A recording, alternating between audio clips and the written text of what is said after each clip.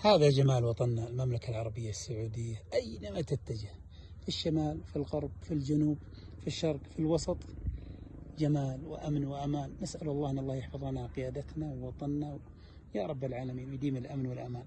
اليوم 9 سبتمبر 2021، ثق تمام الثقة دوما، القادم أجمل في بلد الخير والعطاء والنماء السعودية. الله لا يغير علينا. أحبكم سعيد مشهور، أحببت أن أشارككم مرتفعات منطقة عسير هذا الجمال الرباني. لله الحمد والنعمة على هذه النعم التي لا تحصى علينا.